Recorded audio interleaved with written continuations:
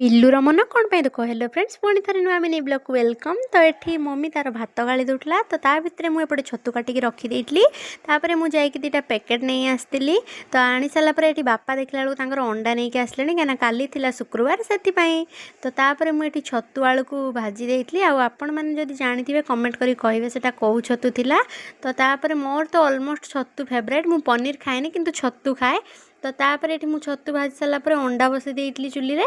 ତ ମୁଁ ତାପରେ ଦେଖିଲା ବେଳକୁ ଆମ ଗୁନୁକୁ ଦେଖୁଛନ୍ତି ତ ଗୁରା ହେବ ବୋଲି କେମିତି ହଳଦୀ ମୁହଁରେ ମାରି ହେଉଛି। ତ ତା ଭିତରେ ଏପଟେ ମୋ ମମି ତାର ଅଣ୍ଡା ରାନ୍ଧିବା ପାଇଁ ଲାଗି ପଡ଼ିଲା, କାହିଁକିନା ମୋତେ ଭଲ ଅଣ୍ଡା ଝୋଳ କରି ଆସେନି। ମୋ ମମି କଲେ ଭଲ ଲାଗେ, ଟେଷ୍ଟ ଭଲ କରେ ମୋ ମମି ଅଣ୍ଡା ଝୋଳ। ସେଥିପାଇଁ ମୁଁ ତାକୁ କହିଥିଲି ତୁ କର।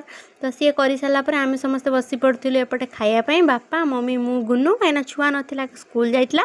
ତ ଆମ ବିଲୁର ମନ ଏଇଥିପାଇଁ ଦୁଃଖ, ତାର ଟିକେ କଣ୍ଟା ଦରକାର, ସେ ଟିକେ କଣ୍ଟା ପ୍ରେମୀ। ତ ଯେହେତୁ ଅଣ୍ଡା ହେଇଥିଲା ସେଥିପାଇଁ ତା ମନ ଟିକେ ଦୁଃଖ ଆଉ। ତ ତାପରେ ମୁଁ 4ଟା ବେଳେ ପଳେଇଥିଲି ଟ୍ୟୁସନ୍। ତ ଏଠି ମୋର 2ଟା ଟ୍ୟୁସନ୍ ମୁଁ କମ୍ପ୍ଲିଟ୍ କରିଦେଇଥିଲି ଉପରଓଳି। ତ ଦେଖିପାରୁଥିବେ ମୋ ଛୁଆମାନଙ୍କୁ କେତେ ବ୍ୟସ୍ତ ଅଛନ୍ତି ମୋ ଛୁଆମାନେ ପଢ଼ିବା ପାଇଁ।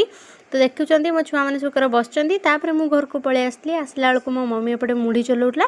ତ ଆଜି ପାଇଁ ଏତିକି। ତ ମିନି ବ୍ଲଗ୍ଟା ଆପଣଙ୍କୁ କେମିତି ଲାଗିଲା କମେଣ୍ଟ କରି କହିବେ। ରହିଲି, ଜୟ ଜଗନ୍ନାଥ।